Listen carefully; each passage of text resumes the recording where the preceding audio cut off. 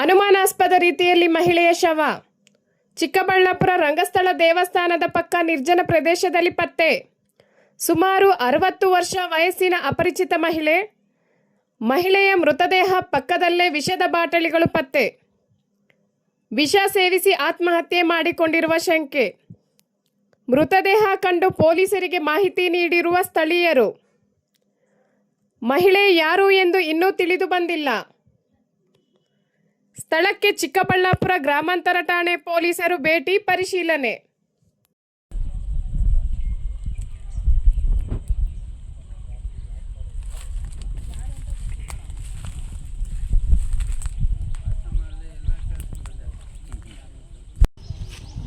ಅದು ಮಲಗಿದ್ದಾರೆ ಅಂತ ಹೇಳಿ ನಮ್ಮ ಅಜ್ಜಿ ಬಂದು ನೋಡಿರೋದು. ಯಾರು ಹಿಂಗೆ ಮಲಗಿದಾರಲ್ಲ ಇಷ್ಟೊತ್ತಲ್ಲಿ ಇಲ್ಲಿ ಅಂತೇಳಿ ಬಂದು 6 ಗಂಟೆ 6:15 ಬಂದು ನೋಡಿದಾಗ ಆಮೇಲೆ ಅಲ್ಲಿಗೆ ನಮಗೆ ಬಂದು ಹೇಳಿದ್ರು ಈ ಥರ ಯಾರೋ ಅಲ್ಲಿ ಬಿದ್ದೋಗ್ಬಿಟ್ಟಿದ್ದಾರೆ ಅಂತೇಳಿ. ಬಂದು ನೋಡಿದ್ರೆ ಹಿಂಗಾಗಿತ್ತು ಇಲ್ಲಿ. ಇಲ್ಲ ಸರ್, ಇಲ್ಲಿ ಈ ಕಡೆ ಅಂತೂ ಯಾರೂ ಇಲ್ಲ. ಈ ಥರ ಈ ಅಮ್ಮ ಎಲ್ಲೂ ಇಲ್ಲಿ ಓಡಾಡಿರಲಿಲ್ಲ.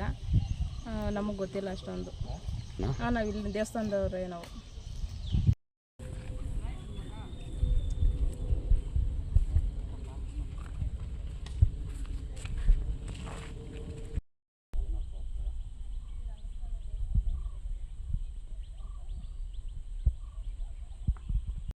ಅಣ್ಣ ಗೊತ್ತಿಲ್ಲ ಅಣ್ಣ, ನಾವು ಇರಲಿಲ್ಲ, ನಾವು ಇವಾಗ ಬಂದಿದ್ದು. ಆ ಅಮ್ಮ ನೀವು ಹೊತ್ಕೊಂಡು ನಾವು ನೋಡೇ ಇಲ್ಲ.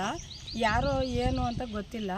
ಅಲ್ಲಿ ಮಲಗಿಸವ್ರೆ, ಅದು ಹೆಂಗಾಯ್ತು ಏನು ಅಂತ ನಮಗೂ ಗೊತ್ತಿಲ್ಲ ಅಣ್ಣ. ಇವಾಗ ನಾವು ನೋಡಿದ್ದು.